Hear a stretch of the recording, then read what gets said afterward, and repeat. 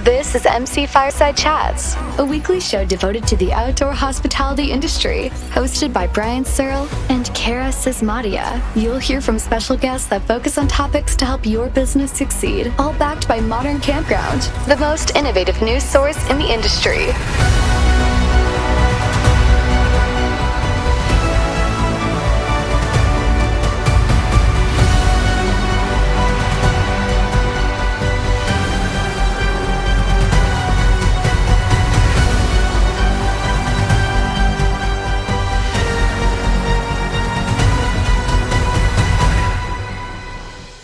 Welcome, everybody, to another episode of MC Fireside Chats. My name is Brian Searl with Insider Perks, here as always with Cara Csizmadia from the Canadian Camping and RV Council. We're excited to have our open discussion show here as we do the first week of every month, along with that ridiculous rude noise that just appeared in the background of me, and I don't know what it is. It sounds like bird dying, so hopefully it's not coming across that microphone the way I'm hearing it in my ear. But super excited to have Mr. Randy Hendrickson with us as always. We're missing Mark Koep.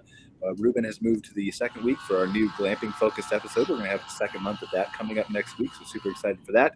Sandy Ellingson is joining us again, and making a guest appearance here, or a regular appearance, is Mr. Scott Foos, who was really busy, and that's awesome for him over the summer, so he couldn't join us, but hopefully he's back now for the fall. Why don't we just start with Scott? Scott, what happened? Where did you go? What did you do? I decided to take 3 months off over the summer, and it was the best time to do it. No, I'm just kidding. We were all hands on deck. We have I think we started the season with 10 or so new properties this year, and first time going through the summer season with those. So we were focused on clients, lots of travel, and I'm glad to be back though. I appreciate you letting me back on after a few months off, and looking forward to sharing and contributing and learning.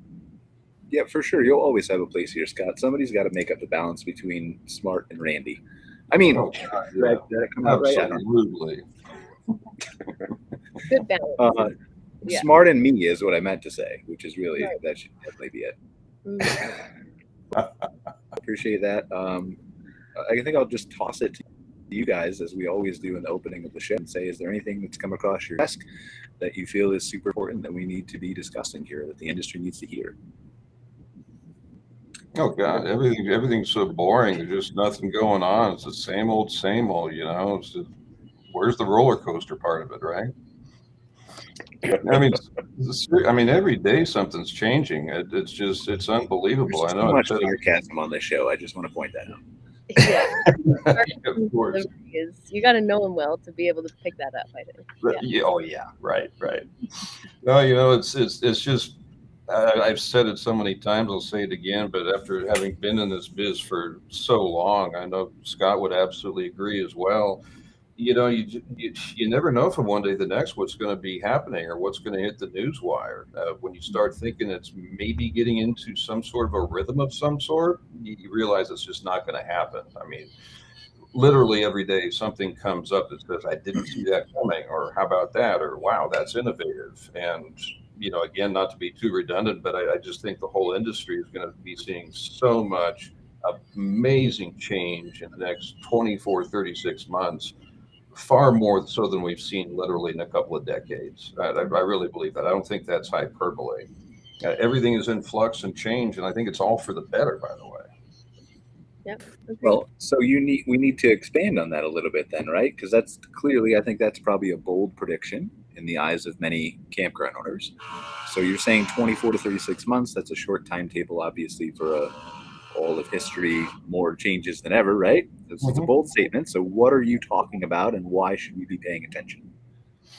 Yeah, well, I mean, I've said before, it's kind of like many years ago, it was like, wow, we went from 30 amps to 50 amps. That was a big thing. Then here comes this Wi-Fi thing, and boy, that's really good for connectivity, and maybe a lot of folks are going to do that. And then there's kind of a slower period, and then it becomes, well, here comes yield management. Nobody wants to be the first mover. That included me back in the day, because it was it needed to happen, but it just wasn't quite ubiquitous yet. But now you've just got so many different confluences of everything happening. You've got a very different customer demographic with a very different spending habit. You've got economic times that are without precedent by any stretch of measure.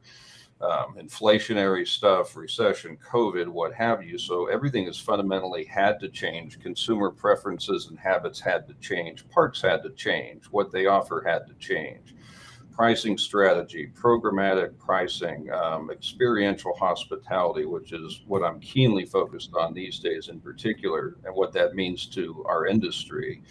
And so I just think is the more intelligent, I don't want to say intelligent capital, but the smart money that's been on the sidelines for a long time really pours into the industry, which we all know so well. They're here. And some hotel operators come into it with their programming and their revenue management stuff. You have just everything's kind of just gone into a funnel and focused down to a very fine point. And now when I say it's going to change so much in the next 2-3 years, like it has in the previous 20, I don't think there's been as much focus on all the essential key components of outdoor hospitality and what they mean and what they translate to. I don't have a precedent for it. And so I don't think it's that bold to say the changes are profound and rapid. Well, but what I'm saying though, and actually before I get into that, there's a couple things I forgot. Number one is Ivar's on the show, which I'm just getting old and totally forgot that he was there. He's been in and out, and his connections have been spotty. He's over in Germany joining us from Camping Dreams Camp Go as always. Ivar, welcome to the show. Appreciate that you're here with us as always again, and feel free to chime in, and we'll certainly talk to you in a little bit about some things that are happening in Europe as well. And then I forgot to mention, as I always technically do, that Fireside Accounting is our sponsor for this episode. So we're super grateful for Lindsay and her team being willing to be a sponsor of the show. So if you need, again, we don't have a video yet, but we can play with them. We're looking forward to having one of those in the future so we can kind of really convey all the awesome things that they can do for your business. But Fireside Accounting is a team that currently only works in the US. We're going to still try to work on them, make them a global force for the entire outdoor hospitality industry. But if you're in the US and you are looking for tax advice, savings, all kinds of things, there's probably no limit to how those kinds of numbers and working with a professional like that can help your business. So make sure you check out Fireside Accounting if you are in need of those kinds of services. So back to what we were talking about with you, Randy, and we're going to talk about experiential hospitality in a second, just because I want to hear your definition, and I'll probably play devil's advocate to that. But with your changes specifically, are we talking about something that is going to force people to adopt it and change, or is this going to be dependent, as many things are, on am I an owner who wants to adopt it? And if not, I'll stay here. Yeah, so I mean, it's a good question. And I know Scott's got a lot more information about what he's seeing from operating many, many properties, and they're monitoring this stuff on a daily basis. And he's going to have I'm sure a lot more content than I, but I think what I'm kind of referring to is there's a lot more attention being paid to what the guest actually wants in their experience when they travel somewhere, for what they're spending. And so not to pigeonhole too much, but it's kind of been an industry where you build a park and you make it clean and nice and you market it and people show up and you treat them well. Nothing wrong with that. But I think there's a lot more attention now being focused necessarily on what does the guest want when they get there? What is the experience that we're providing? How do we make it worth the money they're spending?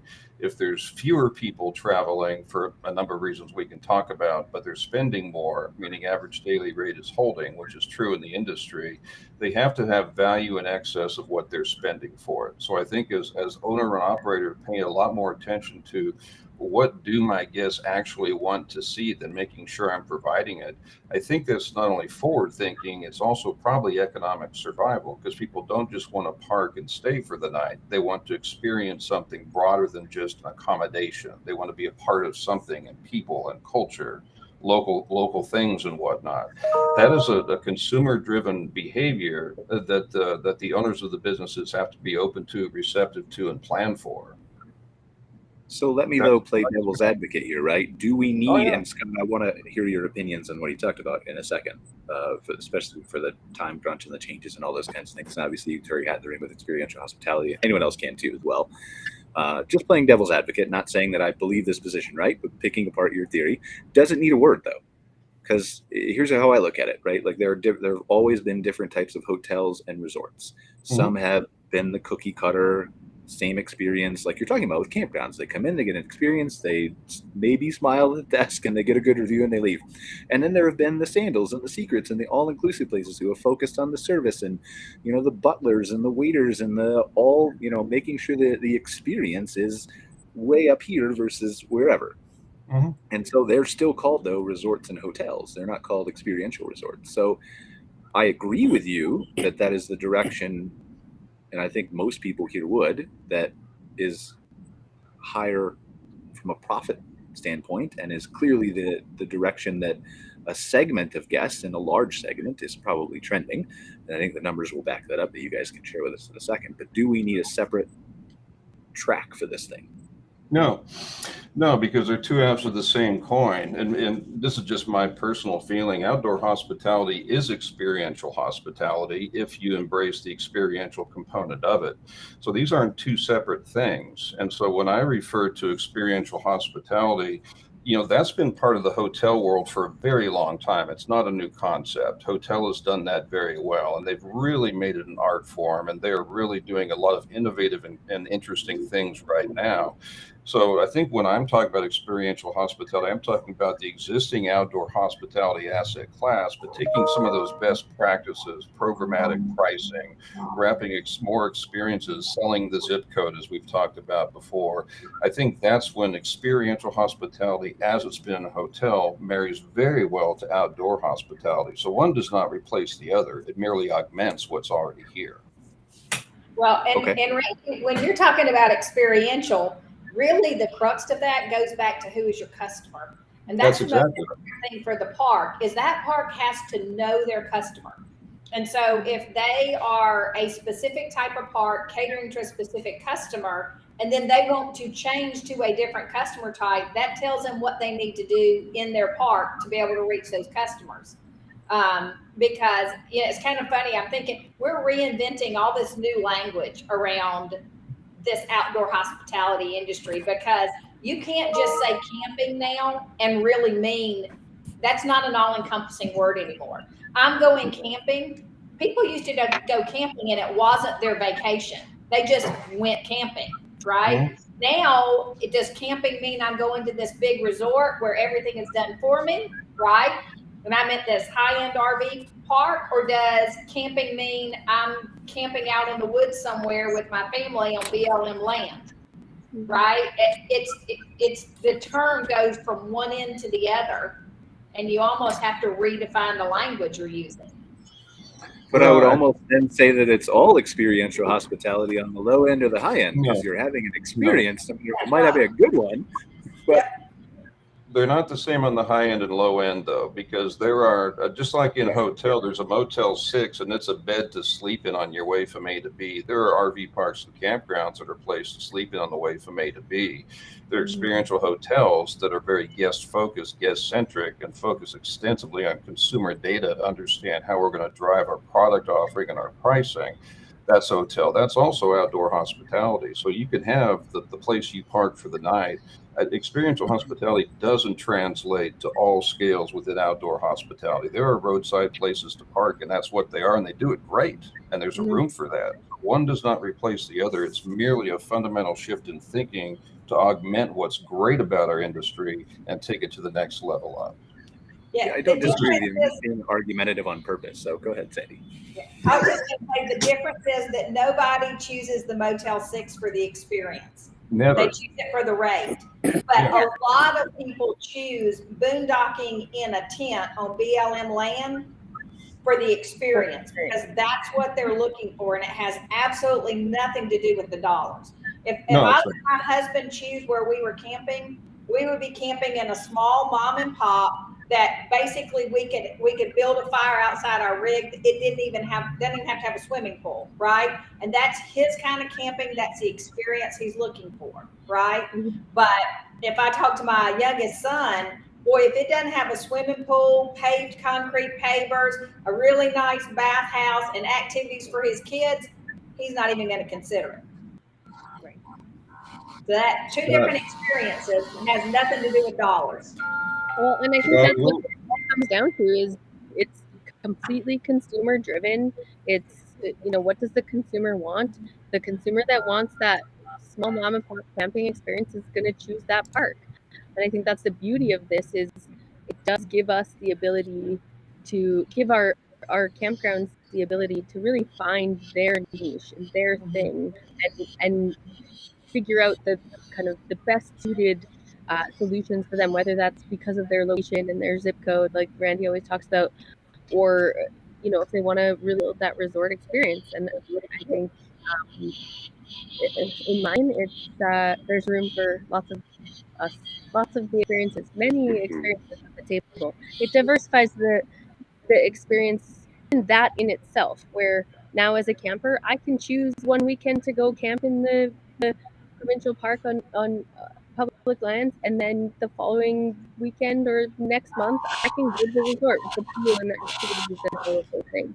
And I think that's really, from a consumer perspective, really, really valuable to have that choice. Well, I think that's it. Just one last thing, and I promise to shut up. I think when I'm thinking experiential hospitality, it's the mindset of the owner who proactively programs their offerings because of what the end user is going to want and experience. And that's kind of the way that rolls. That translates into a business model just by being very focused on the guest. And that's really loud, whatever that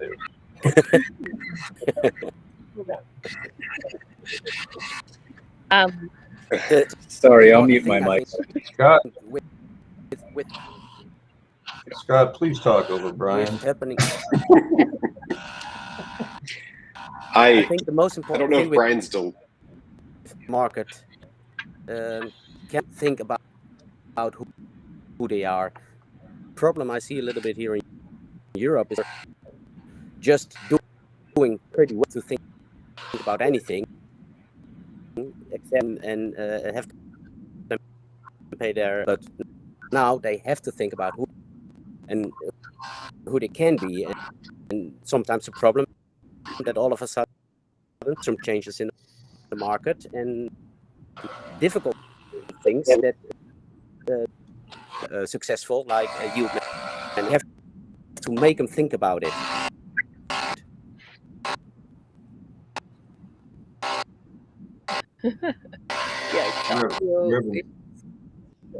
We're having tech issues. Yeah.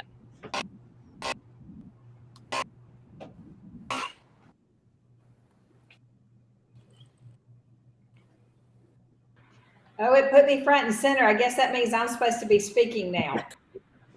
As everybody's speaking, one of the things I hadn't thought about before is I wonder how the demographic has changed among all of the campers. Like, what percentage of campers now are really looking for the resort type camping versus the, like state park type camping and all of that? I wonder, because that then tells you what your market is that you're trying to capture. And I would think that we probably are seeing a larger number. It might not be the biggest, but it's larger and growing, of some of those COVID campers and the younger campers who are looking for that true resort experience, because they're all about convenience. So having food trucks or, food and beverage at your park, they'd rather spend more for it so that they don't have to leave the park than going out, somewhere where they could actually do it cheaper. Yeah, I've just been sitting back and listening, because you guys, I think, are all hitting on really great points that I agree with. And I think, Sandy, you brought up a really great point earlier, in that we really have to understand as operators who our guest demographic is. And one of the things that we've seen in working with clients, and majority of our new clients coming in are new development clients. They're contacting us before they even put a shovel in the ground, and the first thing we say is, do you know who your guest is? And, well, yeah, RVers, or some baby boomers, maybe some millennials, but there's so many subsets of the guest profile within those big buckets that we really have to drill in and understand. Does this guest that's coming to this property, do they want more of a self-led experience? Do they want to be able to come on site? Yes, we have great amenities. Yes, they're clean and they're innovative, but they may not just be wanting to do those things. The thing that's more important to those guests that are looking for self-led amenities is the ability to take some activity guides that have been curated by the office team and the on-site team, where we've gone and we've done the hikes, we've rafted the rivers, we've ate at all the restaurants, and we kind of put together like half-day guides. Like, hey, if you're looking for something to do for half a day and you're water-oriented, go do this. And it could be off-site, to Randy's point, kind of selling the zip code.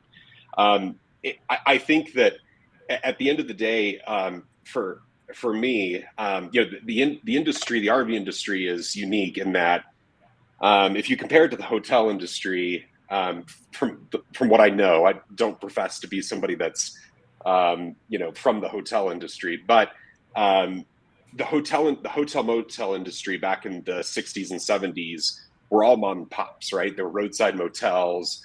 We started to see through that period of 80s into 90s, and certainly into the last 20, 25 years, branding of hotels and everything became very sterile. Everybody got really bored with the experience. And so the indoor hotel hospitality world, I think, is making such a big push to more of a boutique experiential side, because they came from such a place in the last 20, 30 years of staleness. For the most part, you could be in a Fairfield Inn anywhere and it doesn't matter. Like it's consistent, but it's not what the younger generations of millennial and Gen Zers today that want to spend their money on experiencing the property or the local community and not just on a really nice room or on a really nice swimming pool.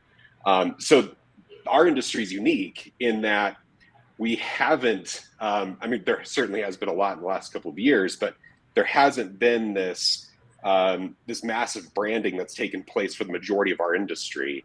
And so we are kind of starting at a place of we're boutique and individual and kind of different and weird just by nature of what we are. And I think it's easier to refine that than it is to develop entirely new concepts, like I think a hotel is having to do. So experiential or boutique doesn't have to fit all properties in our industry for all properties to survive. There's a time and a place for each property type. But I think that those that are in unique geographic areas that have unique physical offerings on site, like natural physical amenities, and those that put thought into amenities, like water parks and things that appeal to that guest demographic that they've identified for their property, will stand to do well through this push and this evolution that's going to be coming and has already started.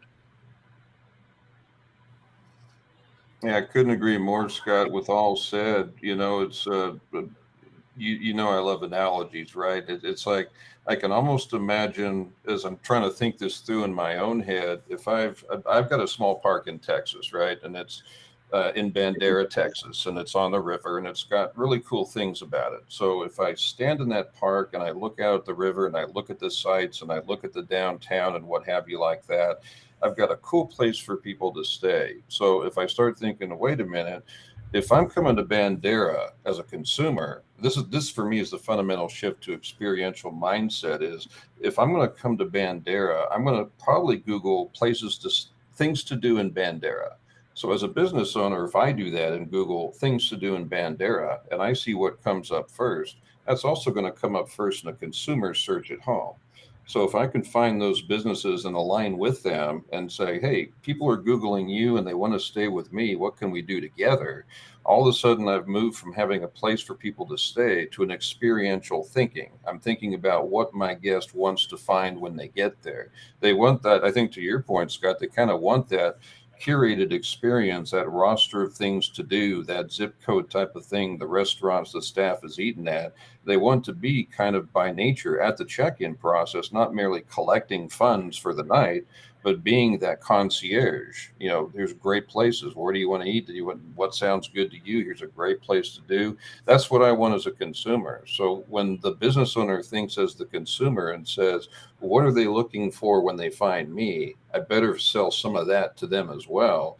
That is just a change of thinking, but now you're thinking more experiential than accommodation, right? Well, and I don't. I Ways actually. of thinking. And sorry, everybody, for my noise in the background. Go ahead, Ivar, please. Sorry.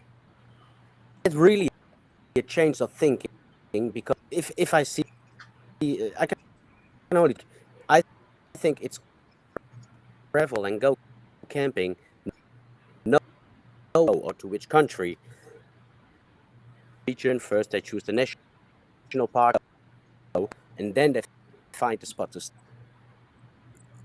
Most of the You're time, a little bit choppy, Ivar. We're picking up some of what you're saying, but sorry. okay, I don't know if it might be me. you. Yeah, I think we're losing you. I'm sorry, Ivar. We can go back to Ivar if he gets a better internet connection. I don't know if it's me or not.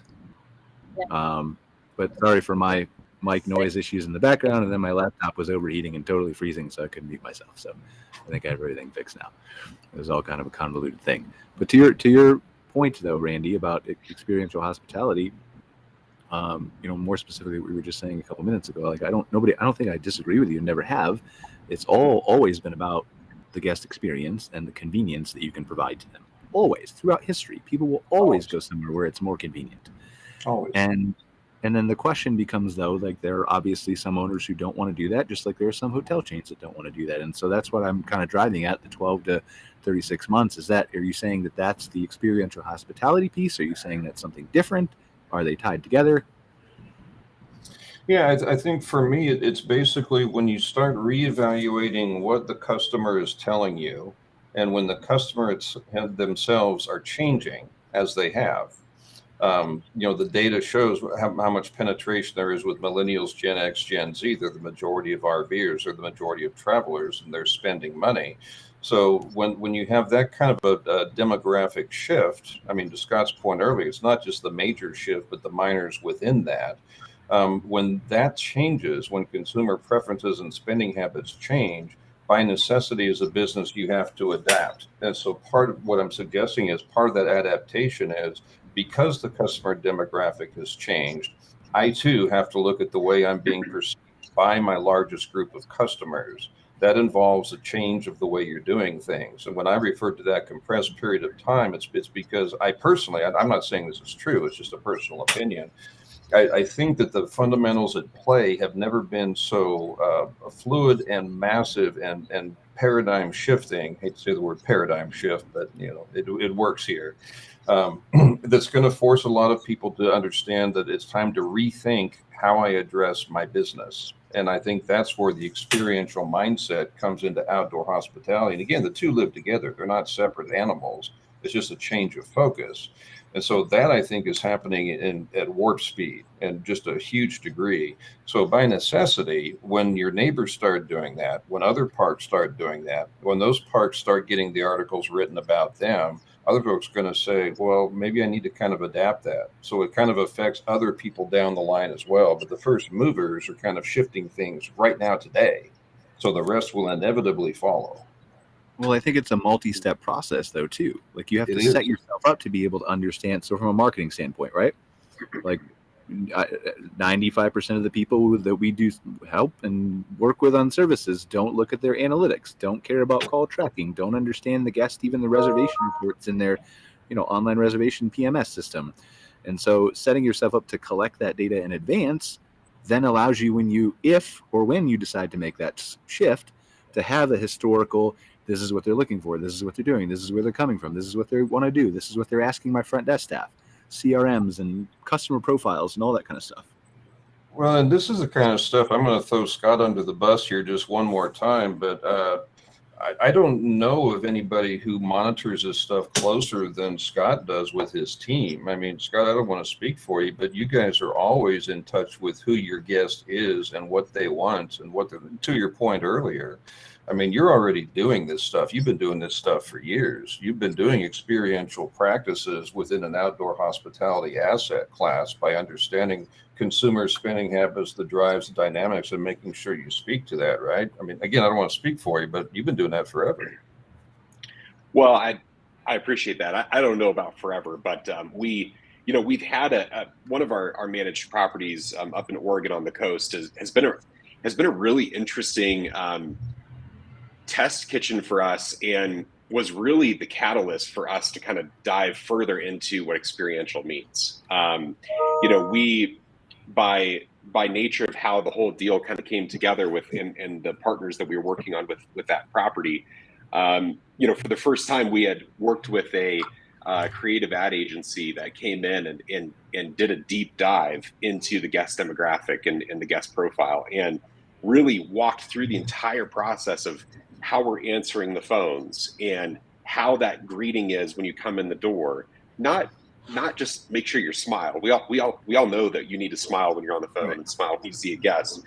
But do guests want to come in? Like, is that a thing anymore? Would they rather just be able to go to their site and know that they can order something from the store from their phone, or come up to the store for happy hour later? I mean, so we've learned a lot in the last few years, and it's been interesting to kind of pilot some of those things. And we at Horizon, we manage a wide variety, almost any type of property you can think of in outdoor hospitality.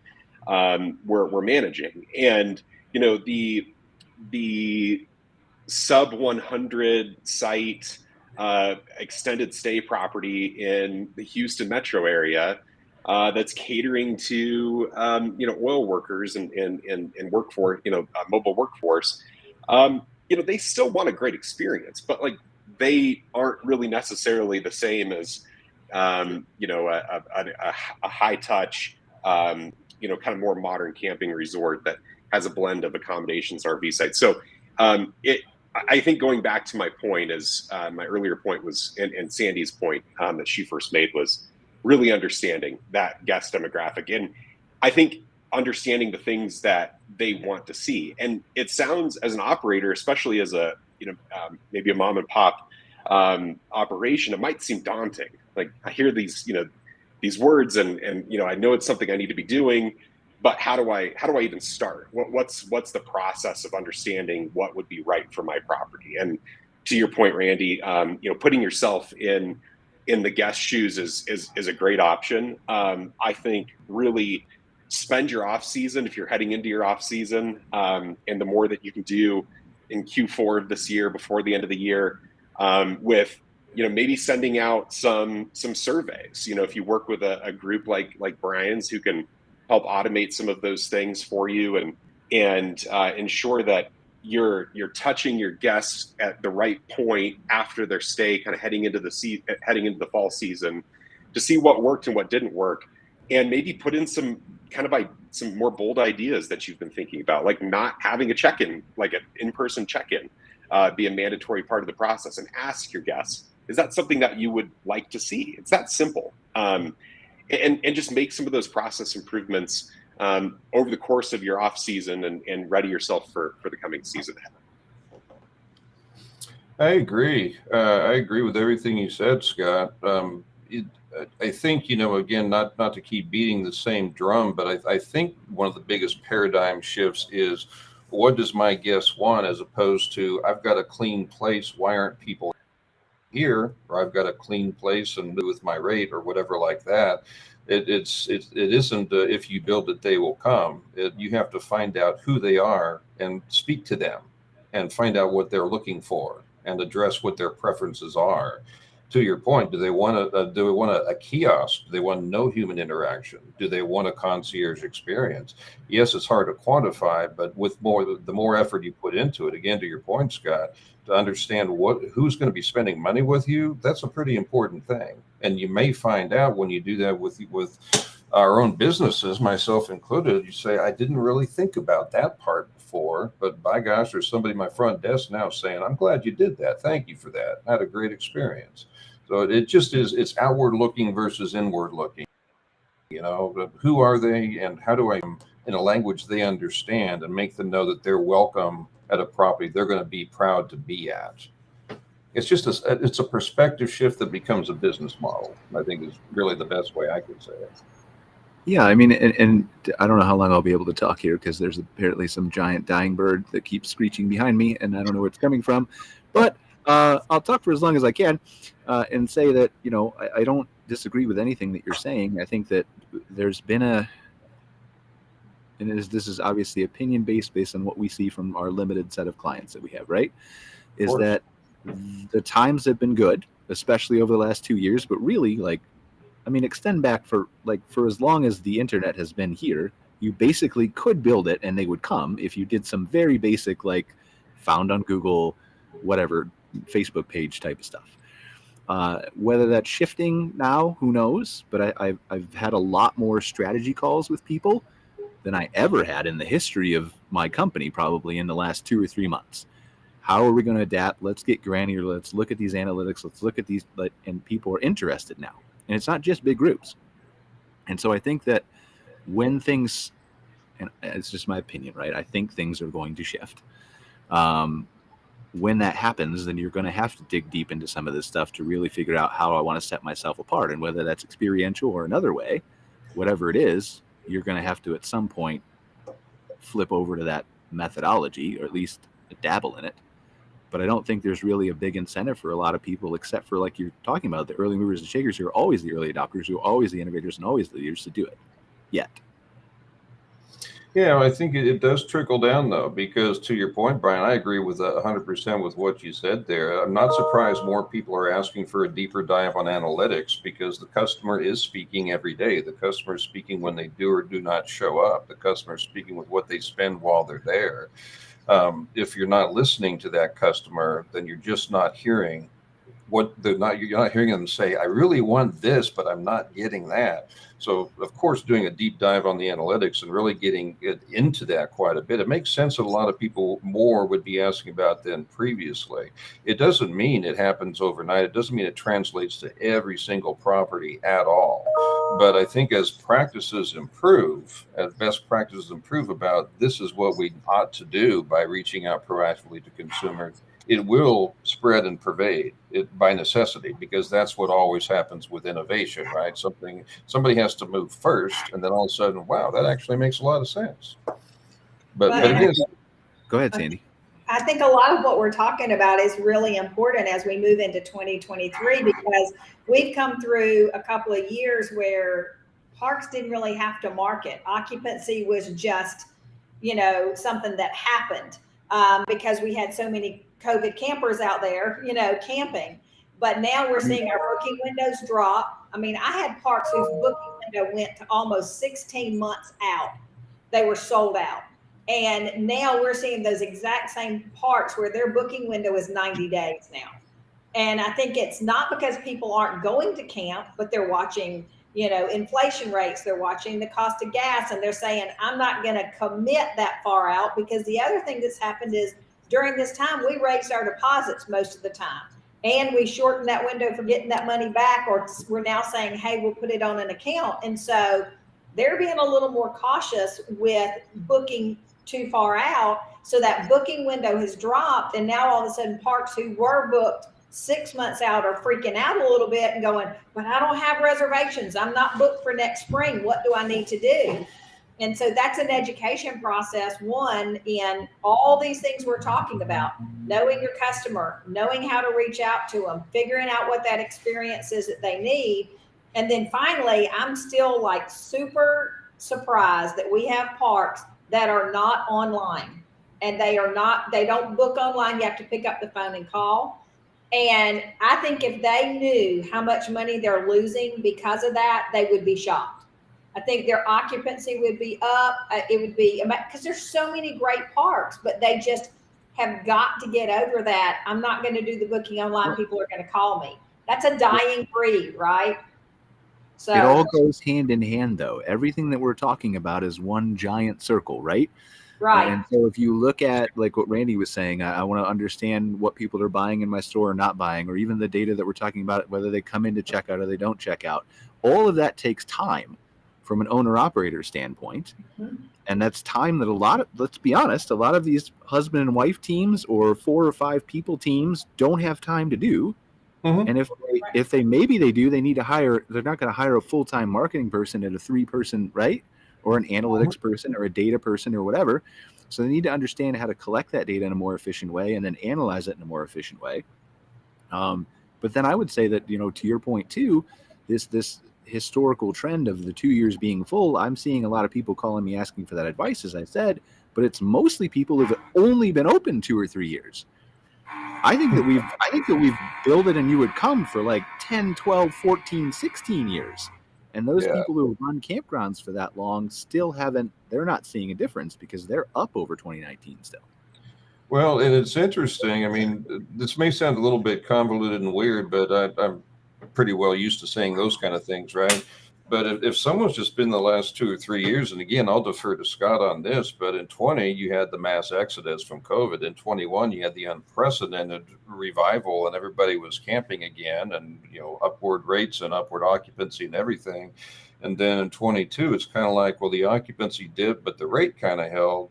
And so if you've been in this like a couple of years, your first thing you're saying is, why exactly did I do this again?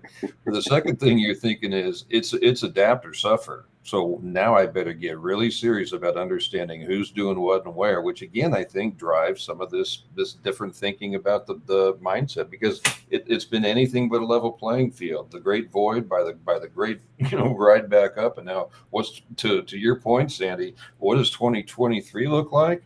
I better really start thinking that through now. Yeah, when you guys figure out what 2023 is going to look like, will you let me know? Because we're still trying to figure it out over here. I think it's. I know what it's going to look like. People are going to spend through spring, and then campgrounds are going to be in a different landscape. People will still camp. Like, there's no question about that. Yeah. But it's going to be a different land because people are still wasting their money from the stimulus for now.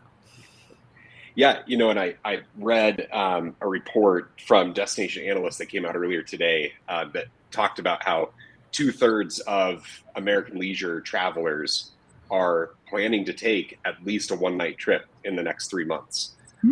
So there's still that demand. We've seen with our managed portfolio anyways that July was great. It picked up. Q2 was kind of hit or miss, but July picked up, and then September has really year over year our occupancy is matching last year at most of our destination focused properties. And I think that we're expected to see that continue into October and November. The booking windows, to Sandy's point, have compressed so much. We're getting higher quality reservations because we've done the same thing. Well, I mean, we've required upfront payment for the last couple of years, but we've tightened the deposit or the cancellation windows. And so the number of reservations that are coming through, we can count on them more. Our cancellation rate is way down from where it was last year as well. So I think all that to say, I mean, we're certainly optimistic about 2023, but if you're just coming into the industry and you don't have that operating history or knowledge, or deeper analytics and data for a property that you might have acquired that was open pre-2020, it's certainly probably a little unnerving. And so I think focusing on, the minimum that you should be focusing on, in my opinion, is really managing your expenses right now and putting in process improvements to the extent that you can be more efficient with labor and works, your scheduled hours, and understanding what level of guest services and activity spend really makes a lot of sense with what you did this year versus maybe what you can cut back on or spend differently and more effectively for next year. Focus on the part that you can control a little bit more at this point, and prepare to have a summer like you had this year in terms of occupancy. Well, again, now that needs to be qualified by saying, Scott, you do a lot of things right on a holistic level with all your team from a marketing standpoint and everything else, right? That not everybody is able to or willing to or can do or maybe even understands how to do. And so I think there's that needs to be said first, right? Not everybody has how many people is it now? 25, 30? A lot. Somewhere in there. But not everybody has that at their disposal, right? And so there are things that you need. and we talk a lot about this team, and Randy and I have gone back and forth about this before many times, that your team is not just your in-house team, but you need to kind of understand that there's a direction that you can take this, right? And how do I take it? How do I adapt? How do I change? How do I prepare myself? And I think there's in my mind, a stunning lack of educational resources in this industry that are being focused, and qualifying that by saying there are some good education, but qualifying that by saying that are adapting to the current things that need to be understood instead, versus just the always, how do I take good photos, and how do I do dynamic pricing, and how do I set up Wi-Fi, and why do I need it? And nobody's really adapting. And I think there's a void there that would be awesome if we could fill, to say, like, on this show, here's where we think you should go. We think you should do this and do that and do this, but then here's how to do it. Because I think there's that gap. You know what's really interesting about that, Brian? I completely agree. What's interesting is you could almost go in a time machine and have that same conversation in 1980, 1990, 2000, 2010, because there's always the few that are really doing something different, and a lot either can't or afford to innovate with, right? That's true of every cycle that's ever been in any business. Not everybody can do what the folks with the deeper pockets have the ability to do, and hire a bunch of people to do it and all that. So that's the same. But to your point, and I think it's a really incredibly good point, is if this is, I'm not saying it is, but if this is kind of where the industry is moving towards, this sort of more experiential kind of thinking, then it is incumbent upon some education processes to try to help level the playing field by at least making the information known, or the best practices known. I think that's what I heard you saying, basically educational outlets to help more people try to understand new thinking. Right, because I think it's different now. Like, you're right about the cycles, but I think technology has changed the game. I don't think you need to hire 20 people anymore. No offense, Scott. Like, you might need it with all your properties, right? But I don't think you need to hire 20 people anymore to catch up with the big boys. I think that technology has leveled that playing field in a way where your PMS is saving you time, where live chat can save you phone calls and staff, where marketing and automation and tools and reports and emails can save you all kinds of things. And so that's kind of leveled the playing field. So I think the bigger question now, and there will always be a gap there, to be clear, like, it'll never be even. But I think the bigger question now is am I, as an operator, willing to learn, willing to adapt, if the educational resource was available? I don't think there's a choice. It's unfortunate, but maybe it should be. I don't know. Randy, the choice is I'll see you next month. The choice is either maintain what you've been doing, or at least drip feed yourself enough to start chipping away and learning stuff, because you're not going to stop the momentum in place. There's nothing you can do about that. The world is moving that way. And so it really is either stay where I am or get over the fear of new thinking, new technology, and what have you like that, and start gradually phasing it in. Doesn't mean you have to be an IT expert overnight, but it does mean you got to pay attention to technology, because there again, Brian, to your point, I completely agree. Tech is a huge part of where this is going, has been going, and needs to go. Well, and so much of the technology that a park needs today is free.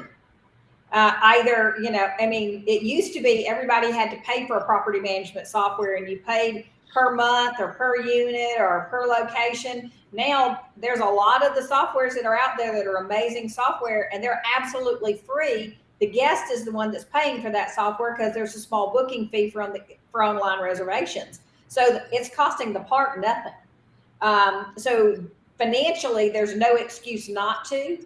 And then a lot of them have a lot of this education built in, because they're doing the analysis through their reports and showing you what you need to see. Hey, look at the little line. It's going up. That's good.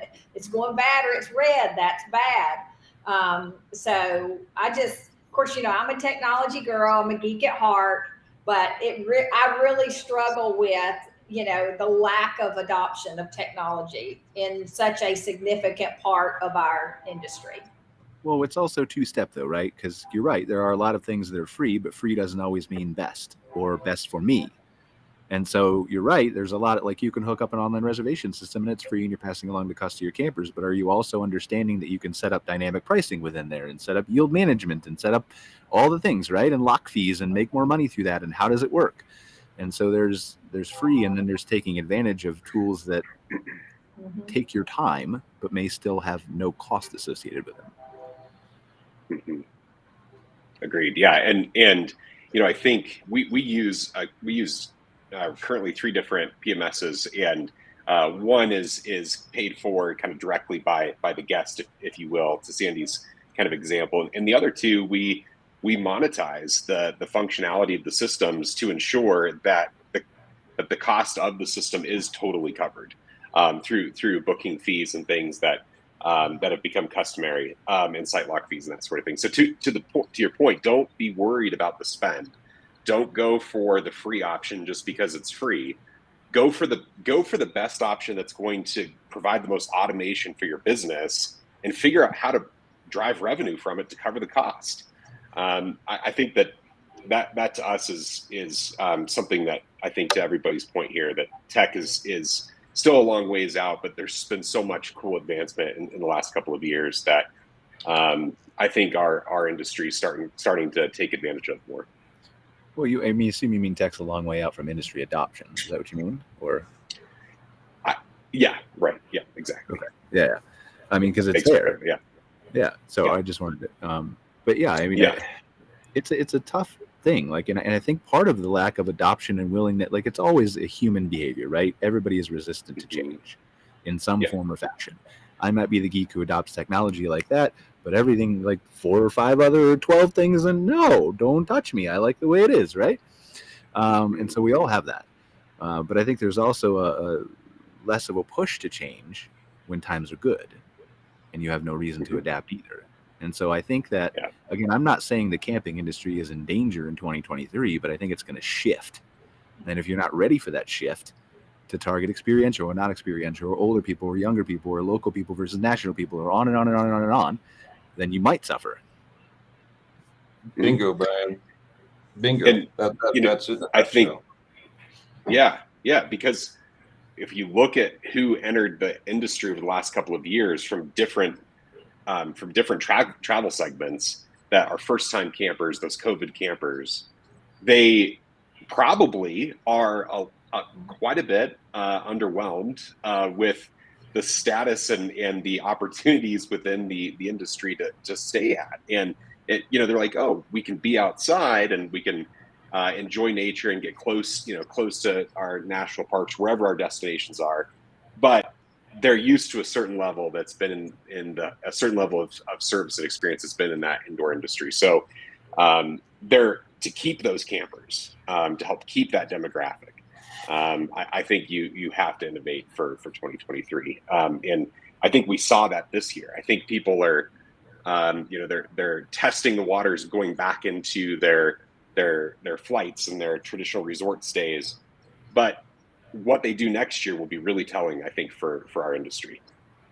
Yeah, and to be clear, we talk a lot about innovation, about innovating the experience, right? But it's also innovating your thinking and how you approach things too.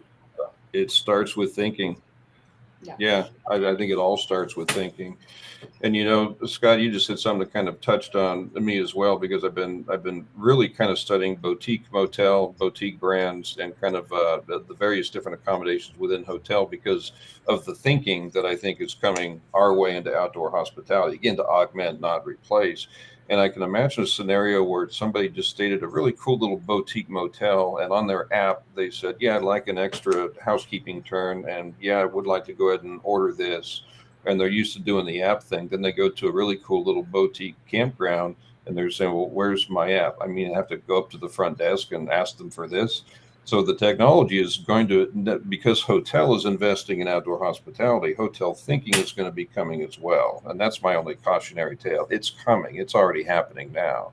So when hoteliers start getting into outdoor hospitality and bringing that tech and those best practices, you will be seeing those apps where you can say extra housekeeping turn. I'd like to stay an extra 2 hours. And if it isn't here now, it's coming here pretty soon. Again, guest expectation for what they want to see. Right, and I think that's my overall point too, is that this is also moving way faster than it has in the last 40, 50 years, and you've said that in your analogy, right? But it's going to drag people along. You know, in the past, you had these incremental technology changes. You look at the evolution from, you know, CD or records to tapes to, you know, whatever, CDs and whatever. I don't even remember. I do. The gap between every one of those evolutions, right, got shorter and shorter and shorter and shorter. And now this technology is going to drag you along kicking or screaming, because the guest expectation is going to evolve so fast that it's going to almost not be an option for a lot of people who it was an option for in the past. And that's where I come back to that 2 or 3 years. It's going to be a tsunami. I really believe that. For all the factors we've all just been talking about today. It won't be gradual. Even though I'm a tech girl, I think Scott Bayer, who's one of the listeners, had a comment earlier about customer loyalty. And I think one of the comments he's making is such a timeless comment, in that because it goes back to people form relationships with people, not with entities. And one of the things I love about camping over staying in a hotel is I can't tell you the name of a single manager or assistant manager at any hotel I've stayed at in my entire life. But I can name tons of people that work at campgrounds where I've stayed and I've met them and I've made friends. And that is just timeless. And so even if you don't get technology and you don't understand all the other things we're talking about, the one thing you can do is make sure you're out and engaging with your customer. And that's going to mean the world to whether they return and come back. It's also going to help you understand them, right? So like, again, you're talking about knowing the names of people, right? And I agree with you. I don't know the name of anybody at a hotel, maybe, that I can think of. Like if I had to sit here for an hour, perhaps somebody who treated me and went out of their way to do something, I could probably think of something, right? But yeah, it's the same way. Like if you are, you know, if you're out there talking to your guests and engaging with your guests and learning what they have to do, then you're going to understand their insights and where they're coming from and how to serve them better and all those kinds of things. I had a larger point I forgot. I had a little brain fart. So maybe it'll come back to me. But I think one thing that's going to be to that point that I think is going to shift is I don't disagree with you guys. We have to make sure that in-person interaction and guest engagement is at a quality level. I think, though, that as these younger generations come in, I can tell you, when I go and stay somewhere, I don't want to have to talk to someone unless I need something. You know, it's a totally different shift. And so we have to change our thinking so that we are telling a story behind the entity, behind the brand, behind your property. What do you stand for? What you know, what are you doing in your community? How can you drive goodwill through your brand? And you will, I think, the generations that are coming into the space are almost going to value that more. Yes, they will always want a pleasant interaction, but I think that they are going to want to support these good brands that do good things, and you can do that as a one-off brand. You don't have to be part of a bigger bigger portfolio. Absolutely. And that's why, like, you can personalize the tech too. Like, they want to have a good interaction, but not necessarily with a human being. They just want to have a good interaction. Right. But you have to foster all. You know, I see a world where I'm on my phone and I say, yeah, I'm going to stay another couple hours. I'm doing good here. I'm going to hit my app and then go interact with the staff, the guests, whatever like that. Hang out and tell stories and have that human contact, because I mean, to everybody's point, I mean, let's not forget hospitality is at the core, whether it's experiential hospitality, outdoor hospitality, it's hospitality centric. So providing that environment that speaks to what their lifestyles are about, and to Scott's point, the engagement, you know, a higher purpose, higher calling, you can have the best of all worlds. You can extend your checkout on your app and then go back to great community engagement with staff. And have an amazing experience. And, you know, I'm like everybody else. I don't remember the names of the people where I've stayed, but I remember how I felt about where I stayed. That's what that's what I did with me. Yeah, nobody's ever suggesting getting rid of humans. I'm sorry, Randy, I didn't mean to cut you off. I was just like, no, you're fine. I was just gonna say nobody's ever suggesting getting rid of humans, but because, I mean, look at what we're having now with the staffing shortage.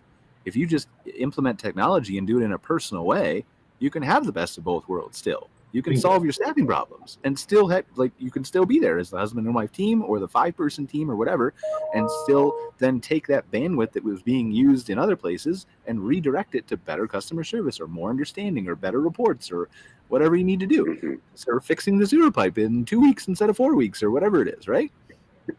Well, I think that's the beauty of what we do, right? If you own an apartment building, you have a bunch of squares that you need to fill up, and that doesn't say you can't be creative, but it's just kind of linear, right?